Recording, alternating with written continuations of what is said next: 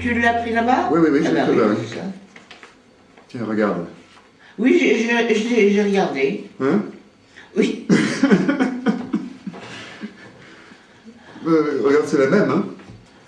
Oui. Mais elle est bien, non, cette image, non? Oui, je ne dis pas le contraire. Je ne dis pas le contraire. Oui. La célébrité.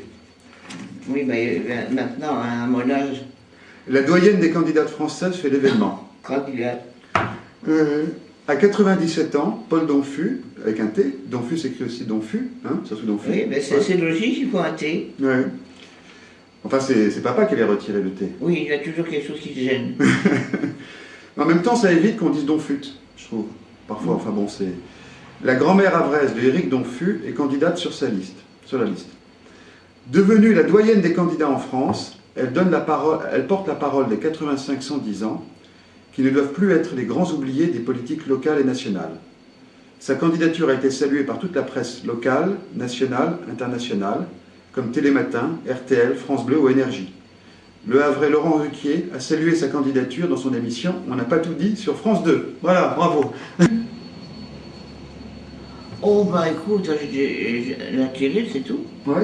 Oui. Mais tu m'as vu la télé? En râlant beaucoup, comme... Oui. Voilà. C'est tout ce que je peux te dire. Sur quoi est-ce que tu as râlé récemment? Comment? Quel est le dernier sujet sur lequel tu as râlé? Il y en a tellement Ouais. que je ne sais pas quel... Oh, je sais pas. La hausse des prix? Hein? La hausse des prix? Oui, ça... c'est normal. Hein. Ouais. Non, c'est vrai que ça c'est... Autrement, je vous crois. Mhm. Non, je vis cloîtré, moi. Mhm. Ce que tu disais à RTL, j'avais cloîtré, mais là-haut ça va bien. Ouais. Hein? Mais là-haut ça va bien. Ah oui. Il y a des trous de mémoire Oui. plus nombreux, mais...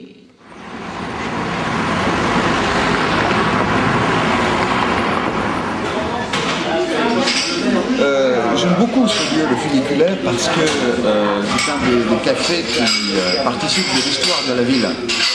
Quand on pense que dans cette salle, Sartre venait écrire le chapitre de la nausée, que Raymond Aron le retrouvait, on est au pied du funiculaire, en face il y a la maison natale de Raymond Queneau.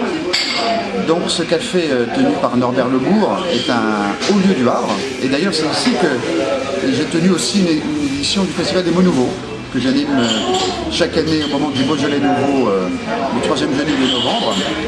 Et le Beaujolais nouveau qui s'est passé au funiculaire a été un grand moment.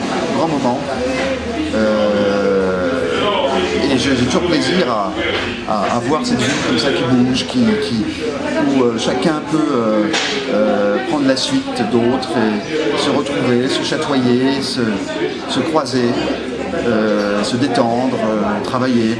Voilà, ce Havre-là, c'est mon Havre. J'avais quand même un petit peu intégré le développement durable à travers Agenda 21 avec la municipalité actuelle, et j'avais aussi été très impliquée en association de commerçants, donc je voulais aller un petit peu plus loin, et là ça m'a permis de voir les combats qu'il fallait quand même s'accrocher, et puis surtout ça m'a permis de rencontrer des gens où on a un peu quand même une communauté d'idées. Donc on a l'impression que sur cette liste, ce soit vraiment beaucoup d'amis, des amis sur du long terme, au-delà du débat de la municipalité ou pour certains plus ou moins politiques. Mais moi je suis rentrée sans étiquette. Et c'est vraiment ça aussi qui m'a plu, et de voir des gens qui étaient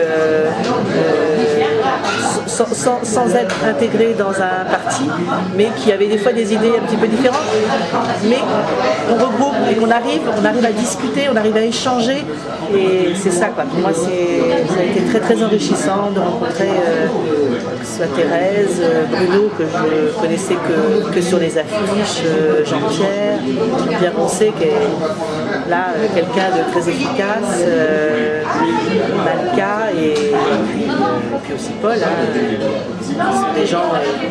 Je disais ce matin, en parlant de la liste à mon ami, qu'il y avait un fort potentiel intellectuel, un fort potentiel émotionnel, une moyenne d'âge qui était vraiment très très bien, et c'était vraiment une belle liste, vraiment une belle liste.